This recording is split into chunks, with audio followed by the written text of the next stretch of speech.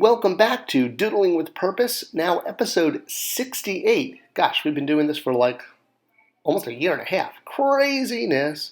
All right, everyone feeling very Egyptian? Today we are going to mine deeply, see, get it? Like, because these are Egyptian mines, oh, never mind, into the Egyptian language and start to talk about contractions, right? Everyone remember contractions when you take two words and instead of spelling them out fully, you use, English at least, a comma to create a third word that is a combination of two words. And it's done for, shortcuts. Well, Egypt is full of lots of shortcuts, especially because they were writing in stone. So, all right, quick review from last week first. Last week, we introduced the concept of defective writing. Kind of like a toy you're going to return to the store because the batteries don't work or the fluff is coming out. English has lots of weird rules and exceptions. The whole I before E, except, blah, blah, blah, blah, blah. It's one of the odder English rules. Well, Egyptian has these rules too. So we talked last week about this word, which is niswat, king. And it isn't read directly as it looks. You would think it would be read 1, the reed shoot, 2, the loaf, and then 3, the water sign, making it swatuna. But the swa, the reed, is moved because of honorific transposition, where a word for king or god or anything holy is moved to the front, but it's still pronounced at the end. So this word becomes nuswt. The t is really just there because it's a feminine word and it's not always used. Another example of defective writing is the word for beer. And this doesn't have honorary transposition or even artistic transposition. It just has a missing letter. So beer is pronounced hunkt, and the N, the water sign, is just not there. Probably because it made writing it sloppy because you had this long sign in the middle that had to be read second, so it's just left out. This is one of those things you just have to try to remember. Alcohol, the cause of and solution to all of life's problems. And hey, it's beer. All right, so now let's talk about taking words and putting them together in contractions. Here are 3 words: the word for king, the word for offering, and the word for to give. And yes, I know you've never seen that letter for to give before.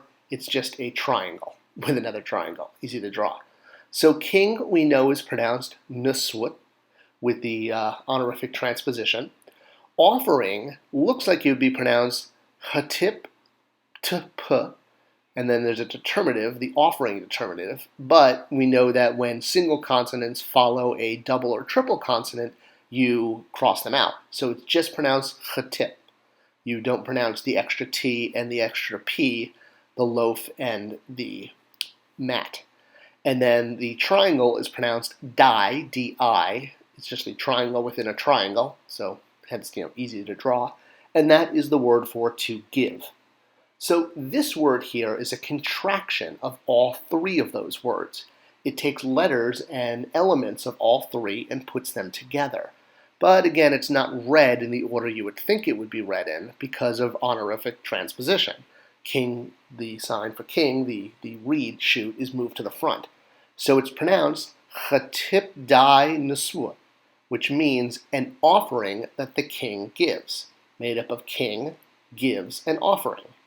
So you have 3 different words that are sort of giving part of themselves to this contraction, and you will see this contraction used a lot because almost all stela begin with, here is an offering that a king gives. Let's look at another example of a contraction.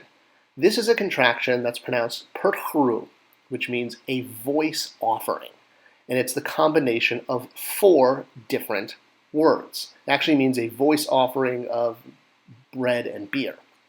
So let's go through and dissect this. So we have the full word at the top, perhuru. The first word that's part of this contraction is per, which is go. The second one is haru, which is voice. You may remember we studied the word voice in the phrase ma'at haru in lesson 53, which means the justified or true of voice. It's kind of the Egyptian rest in peace. All right, so we had voice. Now we have bread, which, again, this looks like it'd be pronounced a lot more than just t, but bread actually has 3 determinatives. It has a determinative for bread, it has the determinative for offering, and it has the 3 strokes. The bread is that one below the loaf, the one that looks sort of like a jelly bean.